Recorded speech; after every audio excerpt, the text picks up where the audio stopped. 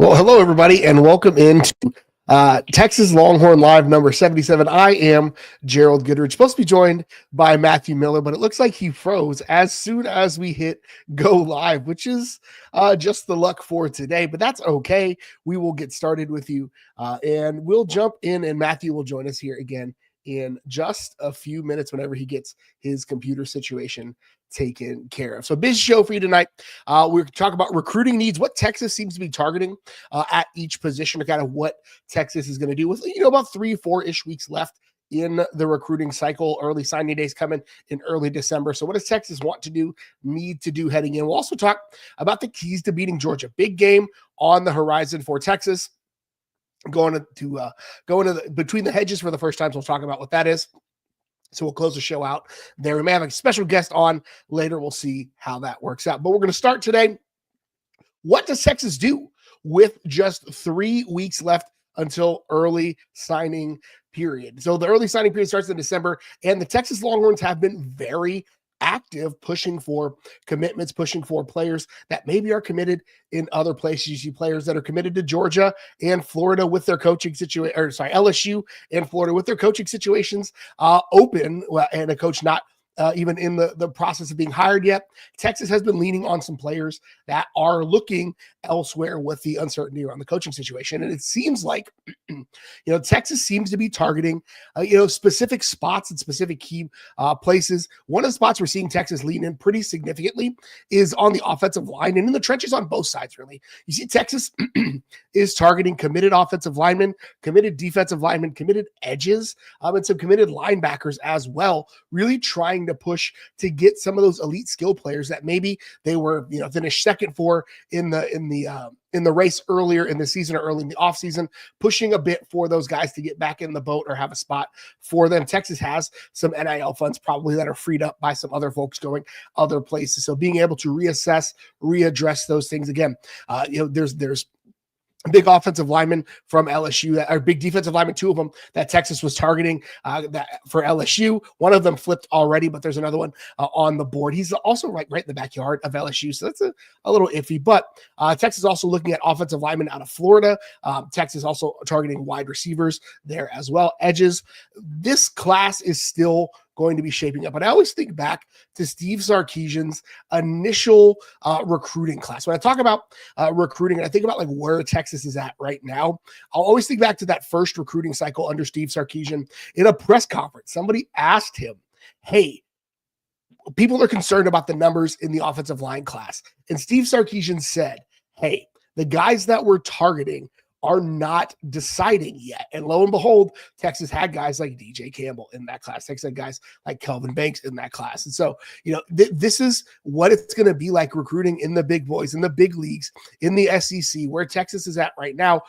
Texas is considered, and has always been considered for most of its time. Most of my time watching Texas, been watching Texas for 30 years or 25 years now at this point. But they've always been one of the big dogs in recruiting. And now, with the SEC, with NIL, with those things flattening the playing field, if you're not in for long, protracted, drawn-out recruiting processes, we may not be cut out for modern recruiting and what that looks like currently. Matthew's back with us, and we're going to add him. And well, that was weird.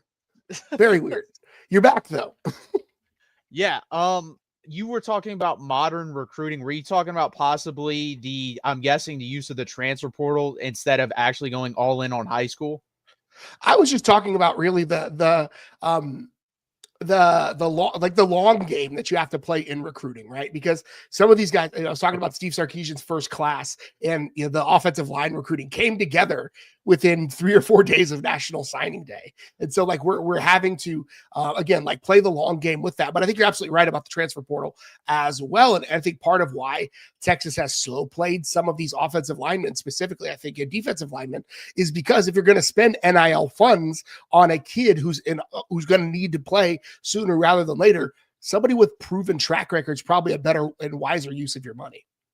Well, and that's the thing I'm interested in, because we talked about this at the beginning of this cycle of, I think this needs to be a heavy offensive line class similar to the 2022 one. Guys, it hasn't been so far, and that is the one thing that I'm concerned with, because we have three guys currently. We have John Turntine, Nicholas Robertson, and Max Wright. That is not going to get it done if we're actually focusing in on high school recruiting. But again, this isn't the old days. I don't know if that's the case. This could be, hey, we're going to take these three guys. Two of them are definitely down the road prospects, and we're going to go 2 to 3 heavy transfer portal guys to where they can play right away, along with, I believe John Turntine can compete and play right away if need be. So that's going to be interesting. Plus you have Nick Brooks, who obviously is going to be heavy in rotation next year. But at this point, guys, like, my issue is the guard position. Like, I look, Neto's gone, but Neto will not play it down, in my opinion, next year for the Texas Longhorns. That would shock me at this point. He's been passed over by a lot of people. Like, if we have to go to Neto, something went completely wrong here.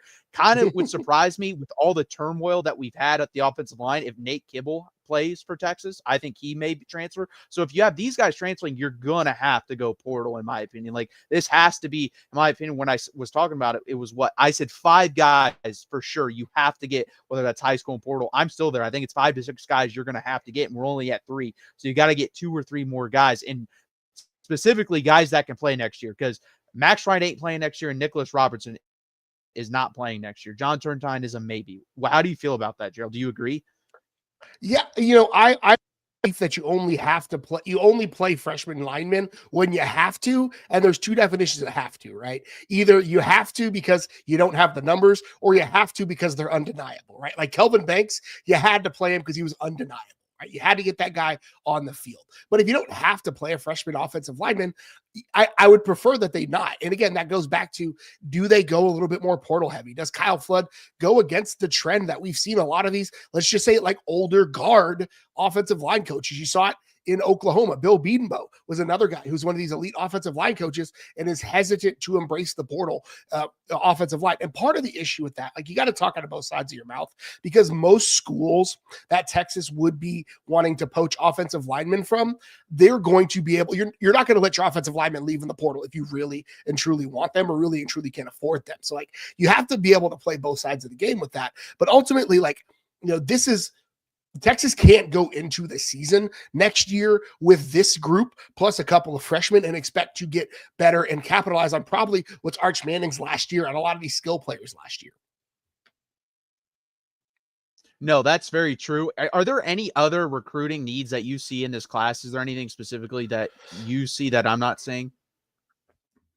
Yeah, I think Texas probably wants to get another defensive, like an interior defensive lineman in this class. They just, whether it was a processing, and again, if you don't know the terminology, if this kid didn't necessarily have a spot in the class anymore, or if it was grades, I'm not sure. But Texas just lost an interior defensive lineman in that class, so they probably want to replace him. There are a couple of 5-star guys that they've been targeting for that. I also wouldn't be shocked to see if Texas tries to pick up another linebacker, maybe a developmental linebacker, just to continue the depth in that room. You don't need a ton of them, but always having the next man up, somebody you can develop. Ty Anthony Smith is a guy who's probably got another 2 years under his belt, so who's going to be the next guy behind him? Anthony Hill is absolutely vapors at the end of the year. So you've got to make sure you bolster that room as well. As far as like high school recruiting, if this was 5 years ago, Texas probably targets another cornerback and another wide receiver. But I wonder if Texas goes the portal route with those guys and gets like a one to 1.5 year rental for those positions. So that's a curiosity I have as well. Yeah, I think quarterback, it's going to seem probably be something like Matthew Caldwell. That'd be my guess. Bring in, backup for next year, because I don't think Trey Owens, I think he's probably gone, because I think KJ Lacey has basically passed him up at this point. So you're going to have Diabell, KJ Lacey, and then Arch Manning. So you might bring in another guy, for a 1-year gap, because do you want KJ Lacey to come in if Arch Manning gets hurt? I don't know. That will be answered over the offseason, or Diabell at that point, because I think Diabell's highly talented and definitely could pass up KJ Lacey. We'll have to see about that. Dylan Berryman, obviously, you guys know, opted out. He's not going to be at Texas, most likely. There's very few scenarios in which I see, or you see anyone that, decommits and then commits again to that school. That's very rare, does not happen at all.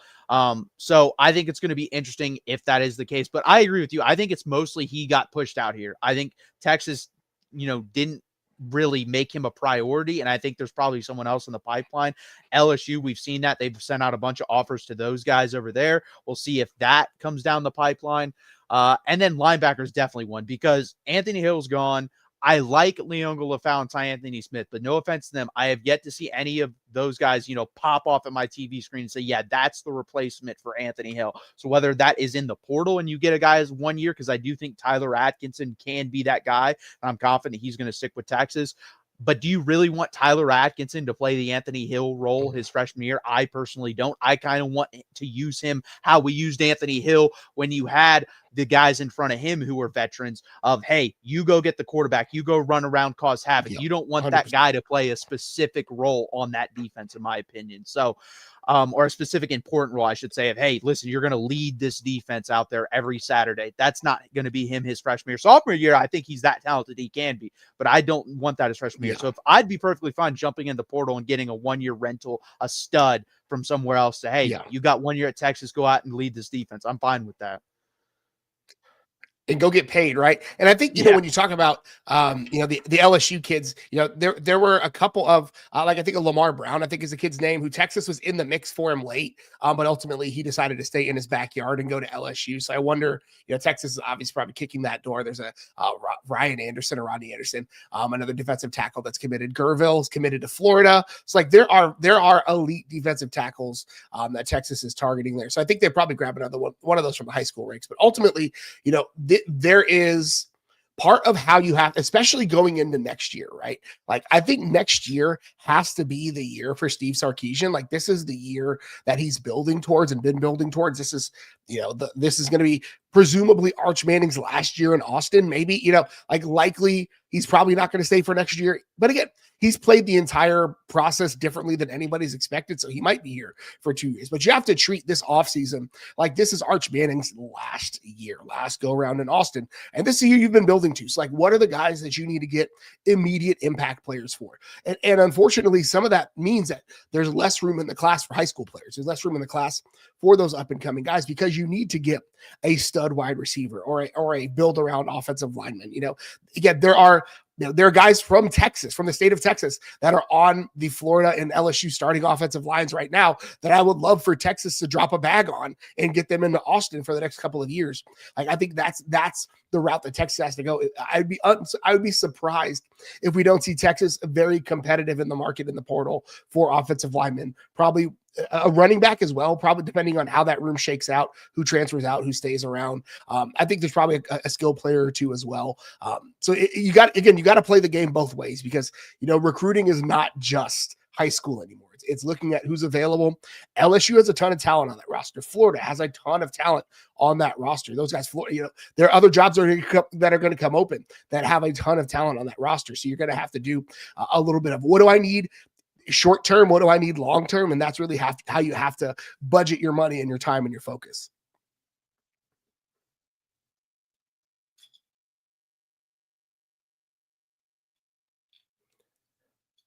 Matthew, still with us?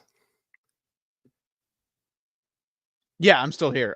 Yeah, I think it's going to be interesting because I agree. I think it's offensive lineman for sure. And then after that, I think it's running back and linebacker, and then secondary as well as with the linebacker, because we've seen with the secondary, like if it's when Jelani McDonald goes out, what they look like, when Malik Muhammad goes out, what they look like, with Manny Muhammad, when he goes out, what they look like, all that. When those guys go out, there's issues with that secondary. And yeah, Michael Taft going out. So like Taft is gone. Jelani McDonald, I think at this point is probably gone, but I think there's enough money in Austin where they could probably pull him back. Obviously, Malik Muhammad's gone. So you're going to have to replace at least two of those guys. And you have to go heavy hitters back there because there's really no one I've seen on the roster that I trust. And again, at Texas, to me, there should be no ifs or ands about it. Like, they should be able to roll out and have really good heavy hitters at every position. If you want to have one or two weak positions as a backup, fine. But at starters, you should run out, first, second, third, fourth NFL draft picks every time in Austin with the NIL that we have. So that's what I expect. I think actually wide receiver, I'm fine if we don't hit the portal that hard. Yeah. I've kind of come around on the wide receivers. We've seen when they get the ball in their hands, they're pretty good playmakers. I've seen enough from Parker Livingston. I've seen enough from Ryan Wingo. I've seen enough from Emmett Mosley. I think there's a chance DeAndre Moore 6th round. So you could have your top 4 wide receivers returning to school, plus these younger guys that are going to get better. So I'm completely fine if they just run it back with this wide receiver core. Maybe a tight end now that you're saying that, because I don't know I'm not impressed with the tight ends on campus currently. So, and I don't know what the next group is. So there are going to be some spots that I think Texas has to prioritize, short-term fixes. And that's part, you've got to get okay I'm an old person, right? I am old. I am pushing 40. I graduated in the early 2000s from Texas, right? And you've got to get okay with arranged marriages sometimes. And that's still kind of a dirty word in college football. It's still this guy's kind of a mercenary, and that's okay. Like, that's part of the game now. Just because they're getting paid to be there doesn't mean that they don't want to win, because most of these guys know that if they go to a place like Texas and they're a contributor to winning, then they're going to get a bigger payday down the line. And so they're as bought in as every other guy in a lot of ways, because ultimately they know that being bought into this team is a way to get to where you want to go. No, that's 100% true. And the thing is, I think you can have mercenaries. You can't have a whole team up full of them, because we see how that works. Like, there's too much variability with those teams. Yes, I was literally just about to say that. You see the highs of that with Florida State when they're 13-0. And heck, if Jordan Travis doesn't get hurt, that team could definitely win the national championship. And then you see the lows of that of 2-10. And then you see it this year as well, where it's kind of probably going to hit the middle ground of 6-6, 7-5. So you see the whole roller coaster ride. And that is the transfer portal. If you're going to say I'm all transfer portal, you're going to get that roller coaster, where if you go 80% high school recruiting, 85% high school recruiting, and then fill the rest of your roster 10 to 15% of it with guys that are coming in for the paycheck, you can win football that way. That's how you see the Ohio States winning. That's how you see the Alabamas winning. That's how you see the Texas winning. That's how you see the Georgia winning. You also can't go the opposite way, where you just go pure high school recruiting. That's how you get Clemson. So I think Texas has, found that middle ground, and we might have to go, 5% extra portal, because you missed on some of the high school recruiting this year. I mean, and when you talk, like, one of the big things that people always talk about with, like, well, what happens to the culture? What happens to the culture if you bring all these guys in? And you have to think, if you said 15% or 10% of a roster being portal guys, that's 9 dudes. If your culture is not strong enough to withstand the impact of 9 dudes, then you have to get something, like, there's something else going on, right? Because in every locker room, this is Texas folklore, but every locker room has a guy like DeMarco Cobbs who's willing to fist fight somebody for the culture. And so if you don't have those guys, then bringing a bunch of portal guys in is not the right move. But I guarantee you, Texas has those kind of guys in the locker room. No, I agree. And I think you've seen that this year with the culture, because this team could have quit, in multiple games this year, and basically ended the season. They didn't. Expected them to. Yeah, and those are culture wins. So I'm not really concerned about the culture at this point. I don't think we have a card of house culture wise, where it just tumbles with a little, puff. Yeah. So I'm not really that worried about it. And let's move over to this real quick. And again, guys, please hit that like button. Please subscribe down below. Keys to beating Georgia. Obviously, Georgia kicked our butt the first game in Austin. Second game, I think we should have won the football game. Guess what? They didn't. Winners win, guys. It's going to be hard to knock off a team that's won multiple national championships the past half decade, been to 4 straight SEC championships, and especially at their house. That's going to be hard to do. So, Gerald, what are your big keys to the game of beating Georgia this weekend? Yeah, I think the first one really is just, get the running game going, and whatever that looks like. And I don't mean the running game in the classic sense, establish the run, but I mean, whatever that looks like, whether it's supplementing it with some outside stuff, supplementing it with some quick passes, but really keeping Georgia, especially on early downs, keeping yourself ahead of the chains to keep Georgia from keying off on you, keeping them guessing. This isn't your, I'll say, older brother's Georgia team, where they're going to have 10 of these guys drafted into the NFL draft this year. But ultimately, like, this is still Georgia, and they've still got a ton of dudes, and we've seen them. They're coming off a 3-sack performance against Mississippi State. So, like, getting things going at the a point of attack, like controlling the line of scrimmage, really not even having to control it, just don't get abused at the point of attack like they did, in Austin last year. That is the biggest key to me, because that is when Arch gets rattled, when he has guys in his face constantly, that's when things go off the rails. But when Arch is able to get comfortable, when Arch is able to kind of get his feet underneath him, he starts to play and the team responds to that. Yeah, I agree with that. And I was on the Georgia show earlier. Those guys are going to be joining us about 10, 15 minutes to break down the game further. But I think you're going to have to run Arch Manning design runs. I don't mean him scrambling 8 to 10 times in this game. If you're not doing that, I don't know what you're saving him up for, because this, to me, this is just as big of a game, if not bigger, than any game we've had on the schedule all year, because this is sending a message to a team that has dominated the SEC basically the past half decade. If you want to be that team, you're going to have to beat that team at some point, and we have yet to do that. We didn't compete really in the first game that much, other than, a couple spots in the third quarter, but first, second, and fourth quarter, they dominated that football game. The first half of last year, we dominated, and we still couldn't beat them. So at some point, there's going to become a mental block if we don't actually win one of these games versus Georgia. You're going to see, the kind of mental block that Ryan Day has for whatever reason versus Michigan. I think so that's one key to me. Number two is I need a somewhat big Trey Wisner game. Trey Wisner every once in a while pops off a big game. We saw that versus A&M last year. We saw it versus Oklahoma last year. We saw it versus Oklahoma this year. That's really been his only big game this year is Oklahoma. He popped up, won us that football game.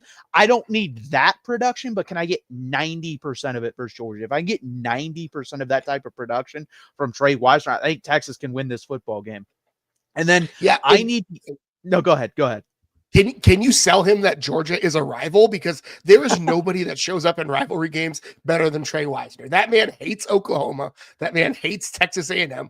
Can we sell him that Georgia is a rival? Because if we do, he's going to go off. The South Dallas is going to come out, and he is going to pop off on somebody. I'm with you. And then can the offensive line, is that what we saw versus Vanderbilt? Is that real?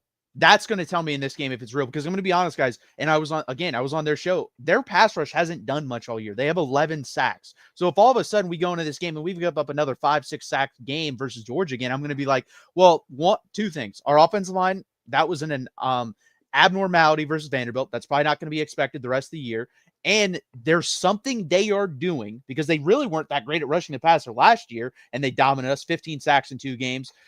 That they have something on us. I don't know what it is. I don't know if it's just mano-a-mano. We're better than you. We're going 5 defensive linemen, because that's what they did, 5 down front. They just said one-on-one, we can kick your ass. You can't let that continue. So that's got to stop. And hopefully, again, can we play to that standard of Vanderbilt? The Mississippi State game, we had 26 pressures allowed in that game. Vanderbilt, we had 6 with the new look offensive line. We're going to find out Saturday if that's really what this offensive line is going to look like this whole year. I don't expect 6, because they're really good defensively. But can I get 10 pressures, 12, like that in that area? If we're there, we could win this football game. I mean, 26 pressures is 85% of Arch's dropbacks in a game, right? Like, so again, like, and especially with a quarterback like Arch, he's going to be okay with 10-ish pressures, right? Because he's got his feet, he's mobile, he can reset the pocket. The frustration for me with the offensive line, and kind of what you're talking about, Georgia did a lot of like movement and simulated pressures and kind of disguising things that really got in their heads. And this, like, Kyle Flood is has been too good of an offensive line coach for those things to still be an issue. So I wonder what they're prepping for this week. Last year, Georgia came to Austin and did some stuff that they didn't really have on film yet. And so I wonder what Kirby is dialing up and dialing in for this. Now, did they have a bye last year before this game? I don't remember. They didn't have a bye heading into this one. No, I don't think they did. I don't think either team had a bye last year. Okay. Well, so Texas has the bye, right? So they've got 2 weeks to really work on what they're expecting to see from Georgia there. I think the other piece for me is limiting, again, this seems like basic football 101, but limiting turnovers. Georgia is too good to gift them an extra possession. Like, regardless of how, this not being the Georgia of 3 years ago, which seems like a silly thing to say, but like, They are too good, and they've shown that they are able to take an inch. You give them an inch, they're going to take a foot. And so, like, if turnovers, empty possessions, going into the red zone and not punching the ball in, I consider those turnovers as well, right? Where it's not on a turnover on the stat sheet, but going into the red zone and getting stonewalled, or going into the red zone and having to kick a field goal, that's as good as a turnover in a game like this where every possession is going to matter. And so, you've got to maximize every one of your drives. Every series he's ended a punt on the offensive side of the ball, or in a kick, not a punt. Every series he's ended some sort of kick, right? Extra point, field goal, punt. No turnovers, and if hopefully turning those into extra points. Well, yeah, that's what I was going to say too. Guys, our defense does a good job of getting turnovers. We don't score off those. I don't think I'm pretty sure the last 4 games when we've gotten a turnover, we've yet to score. Well, no, we did. We scored versus Vanderbilt. That was the first time in a month that we scored off a turnover. So do that again. And Sark pointed out this today, but he was wrong. He said 0 turnovers for the Texas offense the past month. That's not true. We did have one versus Mississippi State, but that is it. You've had 1 turnover the past month on the offensive side of the ball. So keep that rolling. That's how you win these type of football games. And we got it. Listen, we've gotten a little bit better. We have. But we got to stop these dumb penalties going from 3rd and 1 to 3rd and 6, 3rd and 6 to 3rd and 11, 2nd and 5 to 2nd and 10. This is way too hard of an environment, one, and this is way too good of a football team to be doing that against. Yeah, and to Sark's credit, the 1 interception should not have been an interception. That should have been a caught ball by Parker Livingston. And I may not ever get over that because that was one of the best balls Arch has thrown all year. And he's missed on 2 of them. It's basically the same pass. But that's just my own trauma. But yeah, like you said, like the Georgia team, regardless of how up and down they've been or how cardiac they've been this year, gifting them extra possessions, gifting them extra field position, putting yourself behind the chains, you're not good enough to do that and beat anybody, much less Georgia. We saw it against Florida, right? Texas went to the swamp. They gave Florida extra yardage with penalties. They gave Florida extra yardage with bad blocking, kind of getting beat at the point of attack, and Florida is able to key off on it, right? Georgia's better than Florida. We've seen it, right? That is a thing we know objectively at this point. So if you do that against Georgia, things are going to go bad really quickly. 100%. And Timothy jumps in, says Texas will lose. Like, we're going to get into that. We'll predict the game a little bit later. I gave my prediction on the Georgia channel. Hey, Timothy, I might agree with you. We'll have to see. Even if I agree with you, I'm still going to be rooting like hell for Texas. So we know that. And speaking of Georgia, we're going to invite in now Matt Green over from the Georgia channel, guys. If you haven't checked them out, please go check them out on the Georgia Voice of College Football channel. We really appreciate when you guys check out the other channels here. Gerald, is there any chance you can add them? Because my screen is messing up right now. We are here. We're locked in. Let's go 3 wide too. Matthew, you with us? There we go. Yes, sir. I'll be honest. I'm a little embarrassed, feel a little boomer here because this is the exact angle the frame I was going for when you're on our show, Matthew. But yeah, this is great, guys. I appreciate you guys having me on. Yeah, thank you for joining us. And we just got Bo, so we might, Gerald, I'll let you fix that because my screen, if I do it, it's literally this big on my screen. I can't see anything. What's up? Here we go. There we go. How y'all doing? What's up, guys? Long time no see. Matt and Matthew. Gerald, how's it going? It's good, my brother. How are you? I'm doing all right, man. I'm doing all right. Yeah, so Gerald, with you guys. A few months ago we did this, right? Yeah, we did. We did. Yeah, what was it? 5 months ago or something like that? It was a while back, man. Yeah, it was over the summer. Here's before we get into the important football stuff, why don't the Falcons play Bijan in key situations? Can I ask that question? Are you as frustrated with that as I am? No, you're actually talking to two of the only Georgia fans that are not Falcons fans. Oh my gosh. Like, he's a legit Detroit Lions fan, and I always had a soft spot for the Lions. So we're this weird generation of Matthew Stafford that became Detroit Lions fans. I am a big Lions fan. That is true, but no, I mean, I keep up with the Falcons obviously because I'm from Atlanta and all my friends are Falcons fans. I agree. I think when you have a talent like that, you really can't get on the ball enough. So I would like to see more Bijan. I know Algier's a good back too, and he compliments him well, but man, Bijan is an unbelievable player.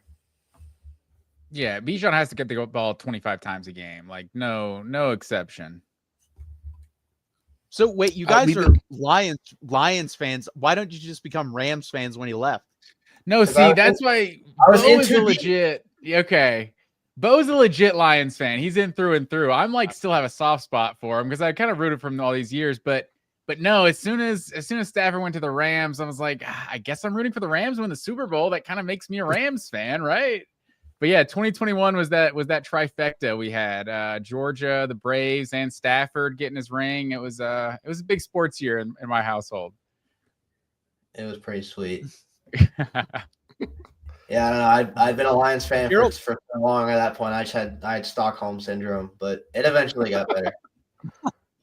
I do feel like I paid my dues, and I should be rooting for a good team now. But no, Rams are solid though. Yeah, I think they could win the Super Bowl this year. They're really good. So you may get another one. But Gerald, I'll let you kick it off with them. I've already asked them a couple questions on their channel, so I'll let you kick it off. Yeah, I think the big question I have is thinking back to last year's games, right, against Georgia. They both looked very different from Texas fans' standpoints, where the second one was more competitive. But the Texas offensive line has been an issue, and that was the big advantage that Georgia pressed when they came down to Austin. There's some continuity there from Georgia, but they haven't been as effective this year as I think Georgia fans are nationally we would expect. I think they had 11 sacks on the year, and 3 of them came against Mississippi State. So what is not the issue? I guess the issue is probably the right. But why isn't this group of really talented pass rushers and this really talented defense struggling to get to the quarterback, which has been kind of a differentiator for them so far? I think people always look at Georgia's defense and they look and they're like, you've got your Georgia, and you're used to them having, these just crazy dudes that get picked in the first round every year. I mean, Michael Williams and Jalen Walker, y'all don't need any reminder of how good those guys are. Yeah. But this year, I really think it is a talent thing. I just don't think Georgia has the dudes on their defensive line. The interior has been all right. Jordan Hall was putting together a pretty good season against the run before he got injured. Christian Miller has been a reliable guy in the middle for them the whole season. But on the bookends, I just don't think there are any difference makers. And that's been the big thing with them this year is they had their biggest loss of the offseason in terms of the transfer portal was Damon Wilson, who is now at Missouri, being a beast. I mean, he's been one of the best pass rushers in the SEC this year. Georgia doesn't have anybody that I think is even close to that level. I mean, you look at it's Gabe Harris out there. It's Elo Madozi, who was an Army transfer who arrived in the late spring window, came over at the end of April. It's been Quintavious Johnson here and there. So it's there's just nobody really I think that they trust to line up and just beat a tackle one-on-one. Georgia hasn't been able to get really any pressure this year, sending 4 guys. It's all had to be on blitzes. It's all had to be, them. They've got these middle linebackers that can be just torpedoes up the middle, and they've been effective doing that. But that's really been it. Their only source of pass rush has really been, largely speaking, has been blitzing, has been sending the linebackers up the gap.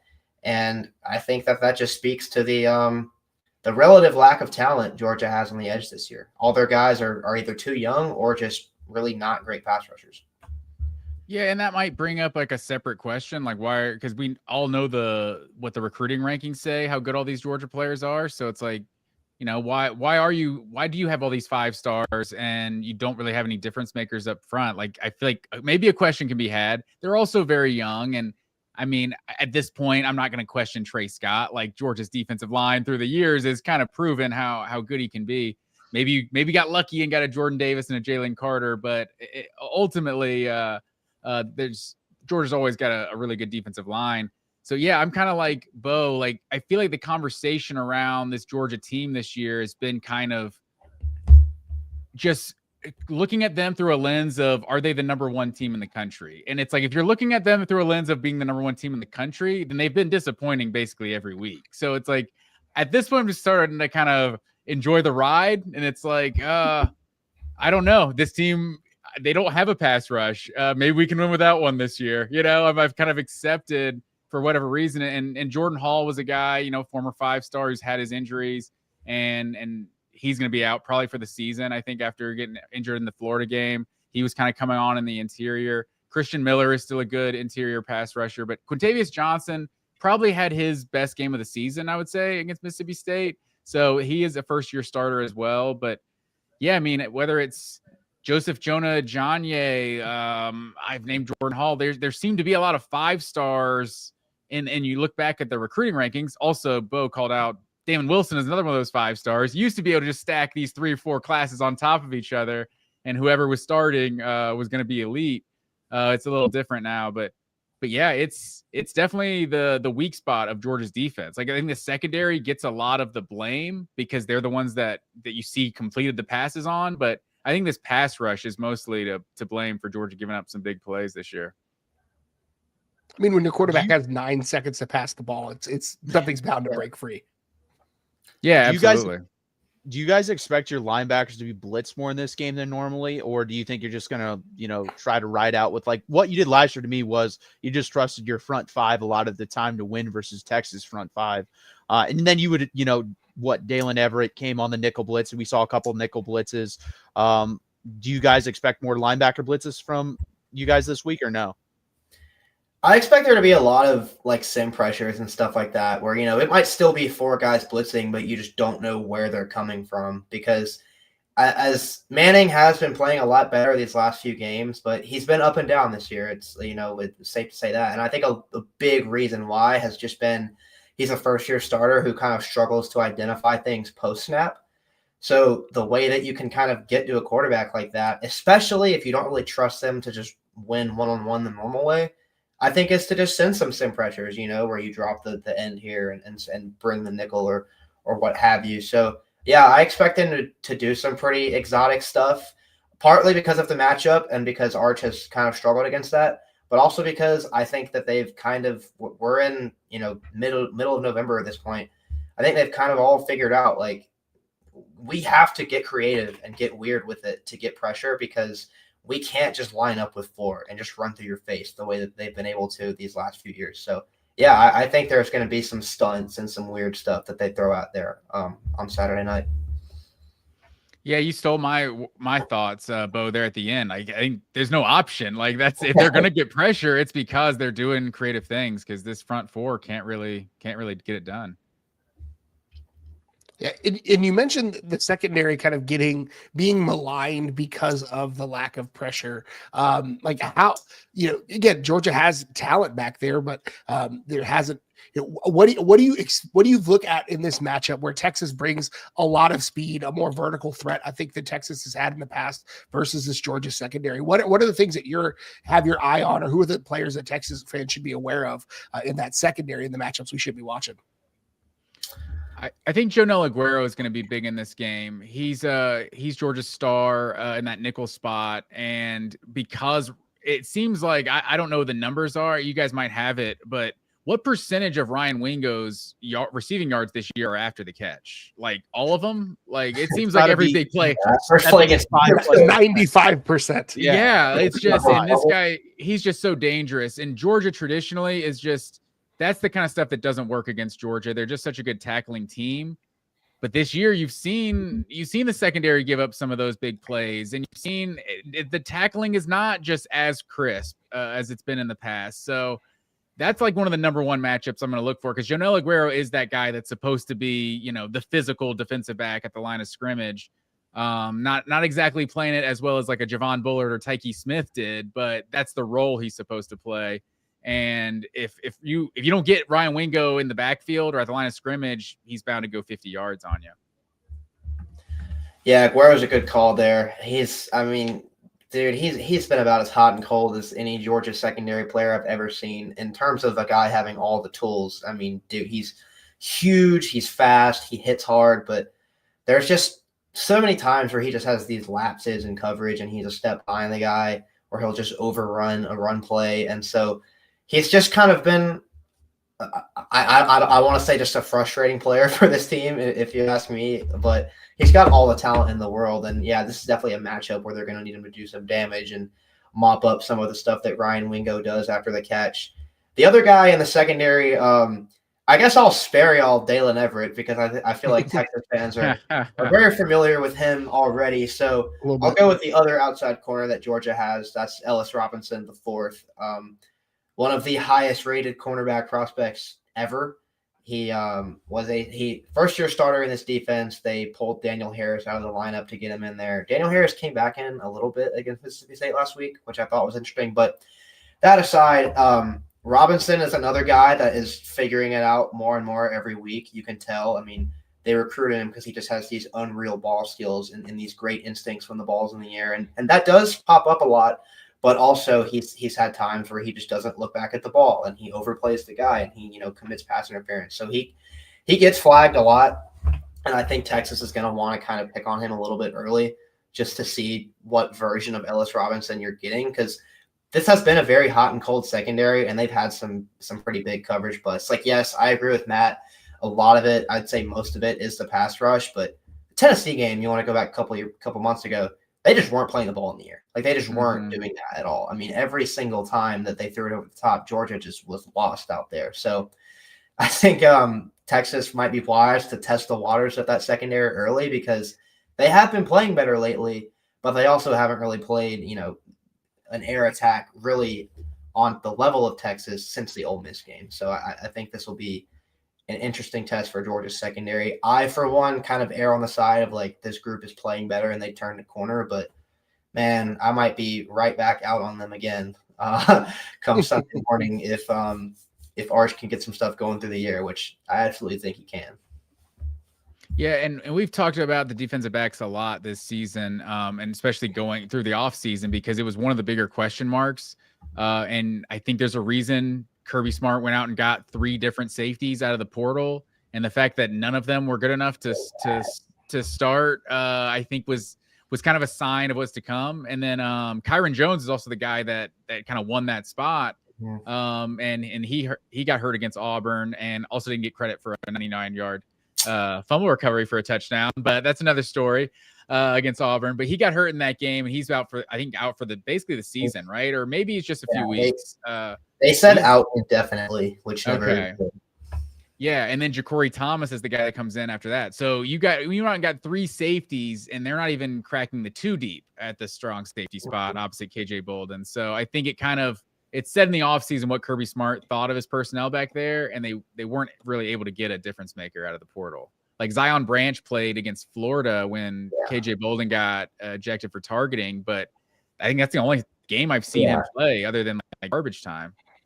Yeah, and he held up all right in that game, but you can tell they were really missing Bolden in the back end there. I wanted to jump over to the other side of the ball because I saw Zachariah Branch has been pretty good. I don't know if he's lived up to your guys' standards, so I guess that's part of the question as well. But who is the other guy on the offensive side of the ball that you look at or Texas fans should be aware of receiving-wise? Oh, receiving-wise. I would say I'd start with Noah Thomas just because that's going to be the guy that ever since Colby Young went down, I mean, if there's anyone that's going to no one's going to one-for-one fill the role that Colby Young had. Colby Young was just an excellent player in this offense for what he did in the run game as a blocker, for what he did just one-on-one winning vertical routes on the outside. I mean, Georgia doesn't really have a player like that they can just kind of insert and be like, all right, this is the new Colby Young. Because if they did, Colby Young wouldn't have, he would have just been starting. But Noah Thomas is kind of going to have to be that guy for them. Similar build, similar type of player where it's, a big, tall X receiver who kind of specializes in the red zone, specializes in these contested catch situations. He had a really sick catch and run touchdown against Mississippi State last week. He had a nice touchdown against Florida, made a big play against Auburn. He was probably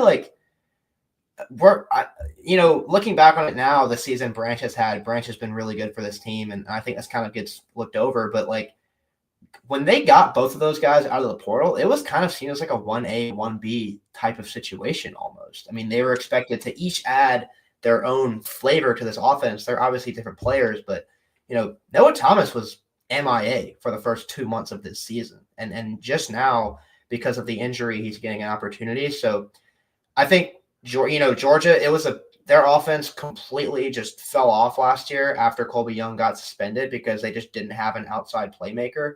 if they don't want to suffer that same fate this year, Noah Thomas is going to have to step into that role. And I would say he's done an admirable job filling in so far, but he's going to have to keep playing even better. And I don't know if Bo totally answered your question originally, but Zachariah Branch, as far as being as good as advertised, he is so much better than think I even dreamed he was going to be in this Georgia offense. Like, Zachariah Branch is, I don't know if we have time for me to talk about Zachariah Branch. He's just what he does for this Georgia offense, just every single big play it seems like this team has in the passing game, it's either to Zachariah Branch or it's Zachariah Branch was a decoy that pulled two defenders and Lawson Lucky's running up the sideline, or London Humphrey's running up the sideline, or Noah Thomas, that touchdown he caught against Florida was a play where two guys go to Zachariah Branch in the flat and it leaves Noah Thomas wide open. Same with one of Lawson Lucky's touchdowns against Ole Miss. Like, it's just amazing what Zachariah Branch does to this offense. We're Georgia fans, so I don't know if you guys, obviously you guys know who these guys are, but I just compared to Isaiah, he's an exact combination of Isaiah McKenzie and Mecole Hardman. Like, he's just merged the two guys. He's got all of it.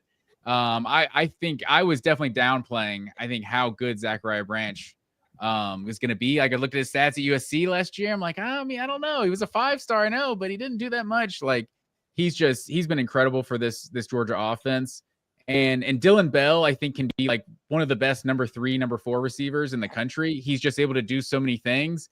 You just don't want him to be your number 1 target. Like, I think last year he had to be a number 1 target at times, and he's not that guy. But if you can hand it off to him, just get it to him in creative ways. Maybe he throws a pass. I think he threw a touchdown last year at one point, but he threw a touchdown this year as well. He may have. I don't think he has this year. I feel like he's done it like a couple times though. But yeah, so Dylan Bell is just a good gadget guy. And then I think these tight ends are just, I'm blown away by these Georgia tight ends. I think I was so adamant about no one ever being compared to Brock Bowers that I kind of underrated Oscar Delp. Like, Oscar Delp is a baller.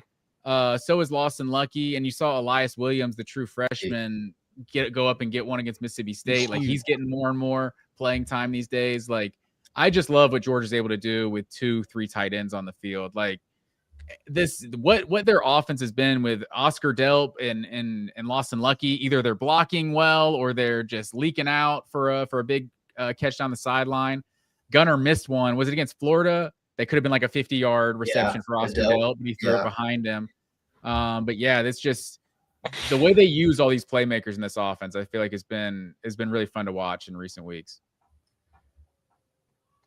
Yeah, I think my last question is just about the late game theatrics with the team, right? Like, everybody's got their name for it, right? But ultimately, like, it comes down to like Kirby Smart being able to adjust at halftime and his staff being able to adjust at halftime in pulling these comebacks. Like, what are you seeing that they're doing differently from half to half that is making those adjustments applicable? That's making these comebacks possible. Like, what is the recipe to it? And how does Texas stop it? Because I don't want to see it happen again.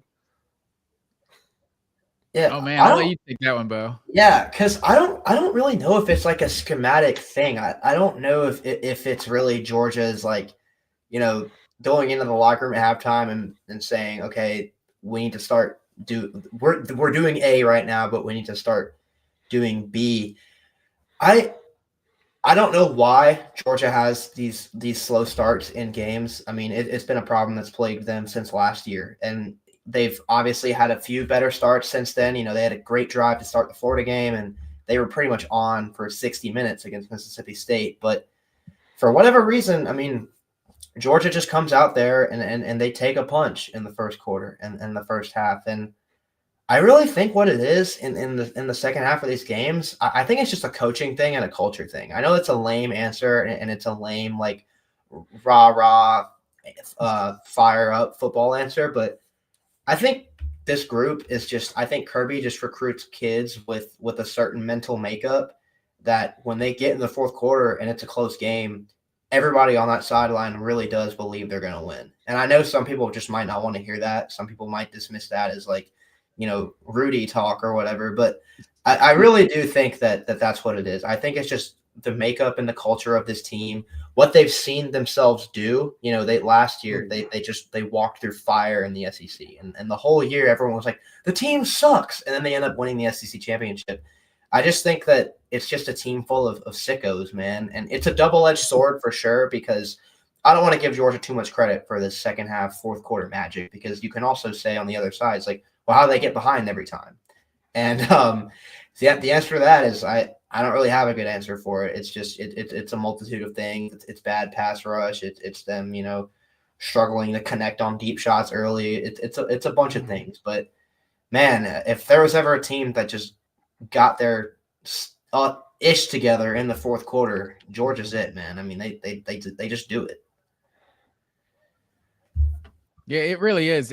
I wish I could explain it. I think I'd get paid a lot more money if I could. But it's like I've kind of pushed back at some of the slow start narratives, because I'm like, it's not like we're talking about like Reggie Bush, Matt Leinart, USC or something. They can just flip the switch and now they're great. It's like, and they would kind of play with their food sometimes. It's like, I'm not sure how much better Georgia is there than their opponent each week. It seems like they're just like in an evenly matched game. It's like they don't necessarily start slow. They're not great. Like, they're good. They're just not like this great juggernaut of a team. It's not like they just flip on the switch in the second half and they start dominating people. It's like, no, they just start kind of doing enough to win the game. Like, it's like it's a confusing team to watch. Like, and I know, and I feel like so many, this is something me and Bo haven't hardly even talked about. Like, I'm so fortunate for how much the Gunnar Stockton, Carson Beck thing has not been a conversation this year, because Gunnar Stockton just like fits this team just so well. You talk about like the mentality and everything. They did also do this all year last year with Carson Beck and have all these games where they were brutal. Georgia sucks. Yeah, like, we don't know how good they are. Then they're all of a sudden they win the SEC. So clearly Carson Beck played a role in that as well. But yeah, it's something. I think Gunnar's skill set just fits this team. For one, they can run the ball so much better than they could a year ago, and they've been able to take a hold of some of the second halves, just being able to run the ball. They definitely did that against Florida in the fourth quarter, did that against Tennessee in the second half.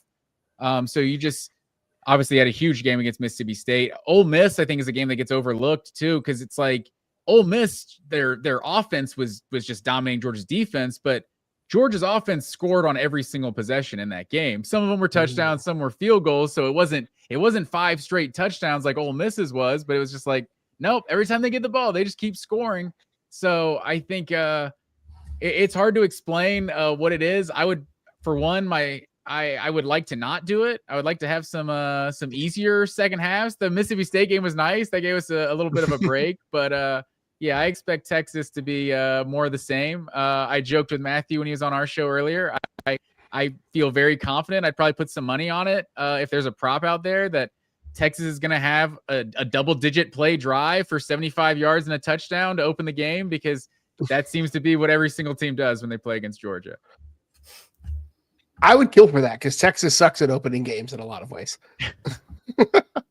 Yeah, it hasn't happened very often. I mean, Vanderbilt was an anomaly when it comes to that. We don't really do that very often. But, you know, we got the predictions for them on their channel and myself. Gerald, I'll let you start out. Do you think Texas wins this game?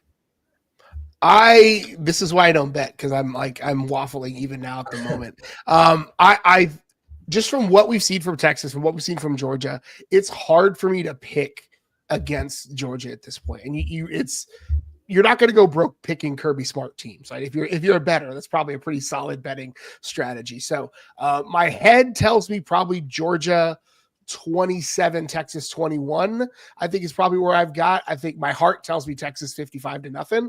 But I think my head is probably Georgia 27-21.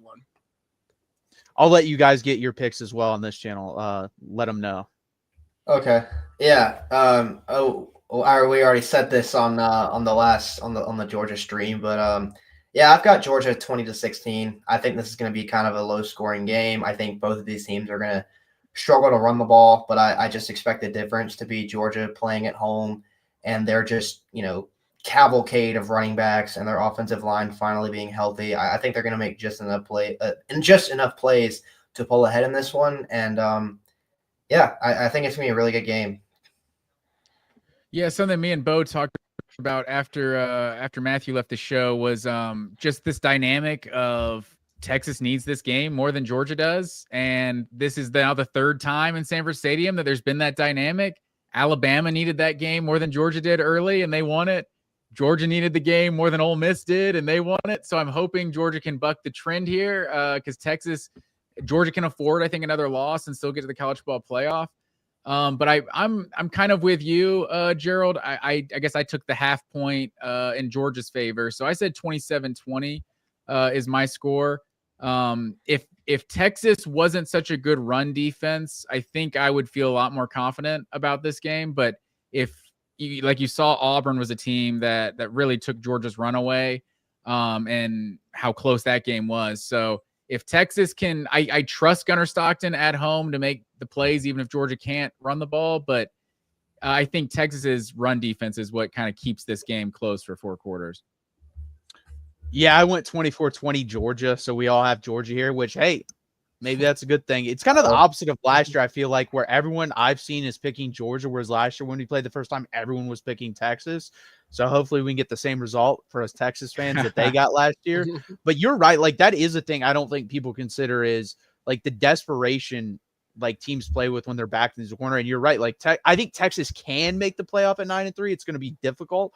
But 10-2, you're going to be in. So they have to win this football game in their minds, and they're not even thinking 9-3. So that is something, if it's a close football game, or, I mean, if they're truly evenly matched 50-50, maybe the desperation does push us over. I don't know, but I'm going to go with Georgia. I think there's too many ifs for me to pick Texas in this football game. So I'm going Georgia 24, Texas 20. I'm not sure how I feel about that. I know College Game Day will put up the graphic. I always talk about it when everyone agrees. I don't know. Yeah, it's interesting.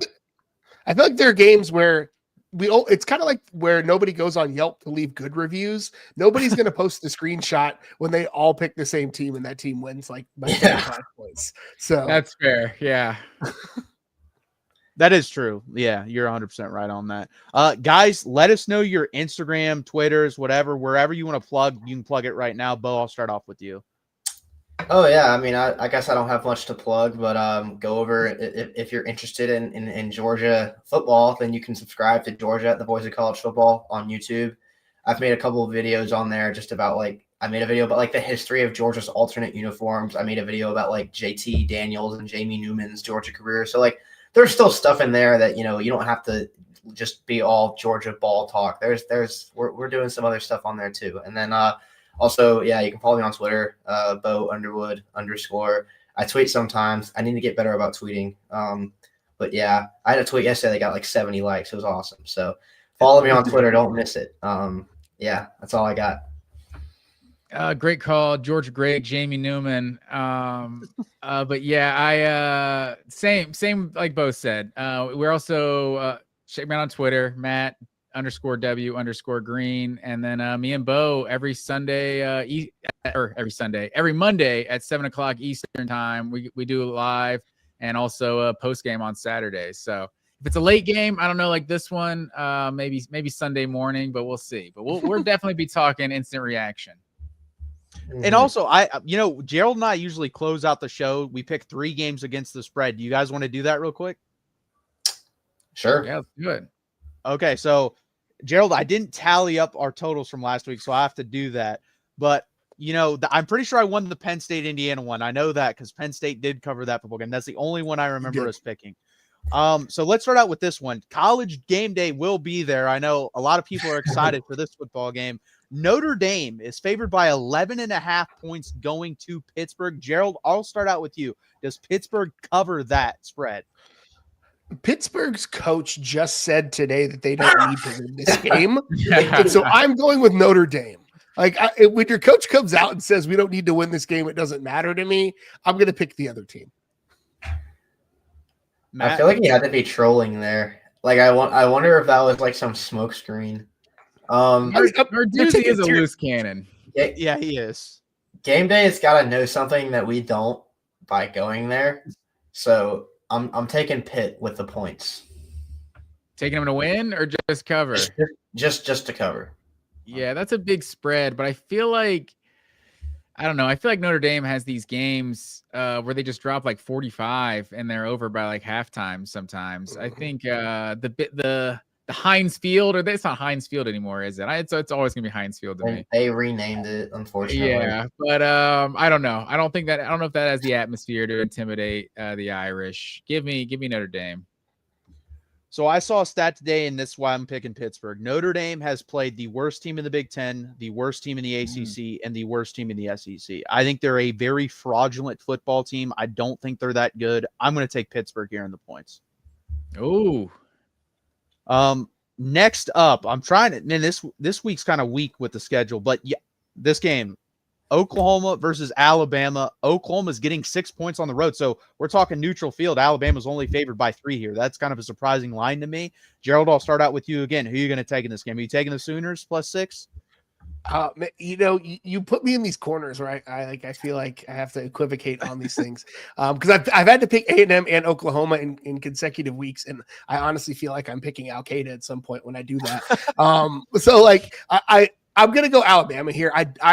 I'm still John Mateer is the Blake Bell of Kyler Murray's. I do not believe in him at all. Blake Bell of Kyler Murray's. It makes perfect sense when you watch his game. Watch his game with that thought in your head. I'm a John Mateer truther. I have been since the summer. I think Alabama's going to win this. They've got the better quarterback. I think they've got the better running game. I think they're going to win this game outright. Yeah, I'll go with Alabama to cover as well. I think they're going to get up for that game pretty good after the sour taste of how last year went for them. I also just don't really know how much I believe in Mateer at this point. He's just not really looked like the same guy since he came back from that injury. He played a really bad game against Texas. Yeah, I'll go with Bama. I think they cover, but maybe not by much. I'll go with them by 7, so barely covering. I feel like I just kind of think Alabama's going to cruise every week, whether it's versus Missouri, whether it's versus South Carolina, whether it's who are they playing, LSU, and none of the games have really been easy. So I think I'm going to take Oklahoma with the points, and I think this is another close 4-quarter game, and Alabama pulls it out. I'm taking Alabama. I just think they're a much better football team, especially at home, especially with what happened last year. The embarrassment that Kalen DeBoer had probably, I mean, that might have been his most embarrassing game as a Division I head football coach. So I think they're going to kill Oklahoma. I don't think this game is going to be close in my opinion. I would take an alternate line of like plus or -14, -15 in this game. I think Alabama rolls in this football game. Next Oklahoma bias on this show. Hey, I picked them the last couple of weeks, and I said they're going to make the playoff, but they're not winning this football game. Iowa versus USC. This is really the only other good game. Iowa is getting 6.5 points here versus USC. Really good football game between Iowa and Oregon this weekend. I watched it. I was rooting for Iowa. Unfortunately, Oregon did win. Gerald, I'll let you start out again. Iowa +6.5. Or are you taking USC -6.5? I'm going to take Iowa. I think this feels like one of those typical games where a Lincoln Riley team gets like dragged down into the mud and just gets wrestled to death. Like that, it feels like a boa constrictor game that we've seen this happen to Lincoln Riley teams before, where they're not built for this like down in the mud, dirty rock fight situation. So I think Iowa's probably got that in the bag. Yeah, if this game was at Iowa, I'd be feeling even better about it, but. Yeah, I'm kind of with you. I feel like Iowa just kind of feels like the antithesis to everything that Lincoln Riley and his teams represent. So, whenever if Iowa can force SC to like play their game and turn it into something like that, I think they'll win pretty easily. I don't know too much about USC this year, just being completely honest. Like I haven't really watched them play much, but I did watch a good bit of that Iowa-Oregon game. I was also rooting for Iowa. I'll go with the Hawkeyes as well. See, I think you had it right in the first half there, Bo. I think if it was at Iowa, then I'm picking the Hawkeyes, but nah, give me USC. They're going to get it done. I won't get up like that 2 weeks in a row. Yeah, that's kind of how I feel. If it was at Iowa, I think I would take them. But flying out to the West Coast after the game you just had versus Oregon, I'm going to take USC -6.5 here. Wouldn't shock me if Iowa won the football game, but it's just that dynamic of flying out to the West Coast in this type of football game. I think USC wins. And also, I mean, USC, they win out. They're going to be in the college football playoff. 10-2 USC is getting in. So I'm going to take USC to cover this game. Well, we really appreciate you guys joining us. Again, follow them where they said. There's Bo's right there. Matt's on the screen as well. Go over to the Georgia Voice of College Football channel. Subscribe to them. Guys, thank you for showing up tonight. Thank y'all for having us, man. Yes, sir. Appreciate it, man. May the best team win. Yeah, hopefully it's us. See you guys. See ya.